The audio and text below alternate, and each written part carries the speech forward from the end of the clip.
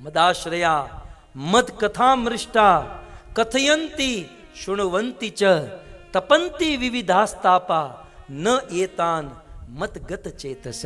बिंदु सरोवर के तट पर भगवान कपिल देव ने कह दिया कि मेरे आश्रय में रहकर मद कथा श्रुतवा, जो मेरी कथा सुनता है, और कथयंती च, मेरी कथा गाता है, और हे मां देवहूति, जो मेरी कथा में ही रचा पचा रहता है, तो तपंती विविधास्तापा, उनके जीवन में दुख आ भी जाए फिर भी उसे टच नहीं कर पाएंगे, क्योंकि न एतान मत गत चेतस, क्योंकि उसने मेरी कथा का कवच पहन लिया है।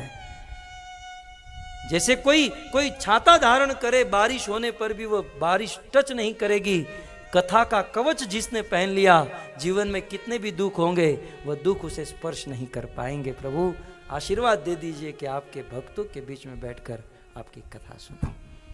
सो इस प्रकार हम बड़े धन्य है कि शिल प्रभुपाद की कृपा से जो ध्रुव ने मांगा था हमें बिना मांगे मिल गया है, और यहां तो कथा भी मिल रही है और प्रसाद भी मिल रहा है। बताइए, ध्रुव ने प्रसाद नहीं मांगा था, कथा मांगी थी, यहां तो कथा प्रसाद दो। ये मात्र और मात्र प्रभुपाद की कृपा है भक्तों। इस कलयुग में ऐसी कृपा हमने तो कहीं नहीं देखी। आप देखो तो सही, इस्कॉन के भक्त अपनी जवानी छोड़कर, कितना सैक्रिफाइस करके, जिस जवानी में कितने अरमान होते हैं, अपनी सारी जवानी छोड़कर, और ऐसा भी नहीं कुछ काम के नहीं। घनश्याम प्रभु को ले लीजिए, कितनी बड़ी डिग्री, कितना एजुकेशन, वो चाहे तो करोड़ों रुपया कमा सकते हैं, ये सब कुछ त्याग कर संसार में घूमते रहते हैं कि दुखी जीव को हरिनाम या भक्ति लेकर मैं सुखी करूं। और ये मात्र चैतन्य महाप्रभु और प्रभुपाद की परंपरा में ही पॉसिबल है। ताकत नहीं है किसी की इस संसार में कि कोई इस प्रकार से, इस भाव में भक्ति करे, प्रचार करे। आदमी 2 शब्द बोलता है ना, 2 लाख रुपए ले लेता है।